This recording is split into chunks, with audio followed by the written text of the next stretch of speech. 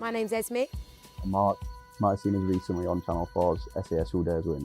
And we're here today to talk about well-being and the importance of getting outdoors.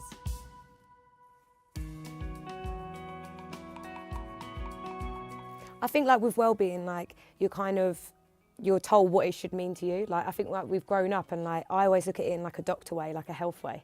How's your well-being? But I think it's individual to people. Yeah, and I think that you're constantly discovering it as well, aren't you? It's not something that you set down. You can try something new and that could be good for your well-being. Yeah. So. It's I think when I most feel my well-being is good is when I'm relaxed, when I'm calm, when I feel like I'm in control of my life.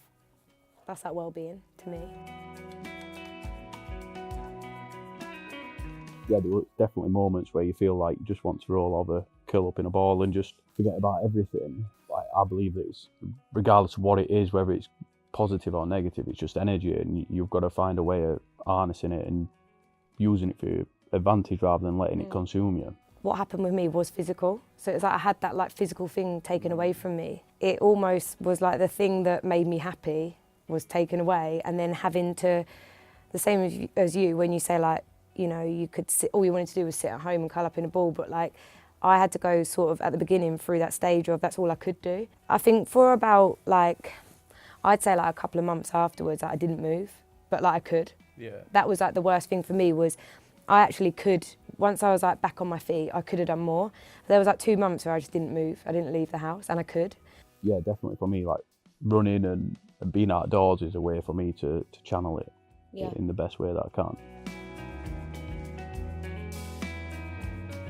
Setting goals, but achievable ones. Don't look and, if you've never run before, don't look and go, I want to run a marathon this week. It's set yourself a goal of saying, I want to walk to shop, I want to walk to park, or I want to, run a mile, or set things that you know are achievable. Because as soon as it's not achievable, you've just got so many more excuses not to do it and not to achieve it. Yeah, so smaller goals rather than big expectations. Yeah, I think my advice would be to anyone who wants to make that step is to remember that everything ends. And I just think no matter what it is in life, whether it's a good thing or a bad thing, it's going to end. So if the thought of going for a walk is oh, I can't even imagine doing it, the walk's going to end. If it's, whatever it will be, it's going to come to an end anyway. Yeah, so it's when you're sitting at home and you think, oh, I don't want to go out, this day's going to end soon, it's going to be gone, and you haven't done anything, that walk you're going to go on is going to end. And I think that's something massive to remember.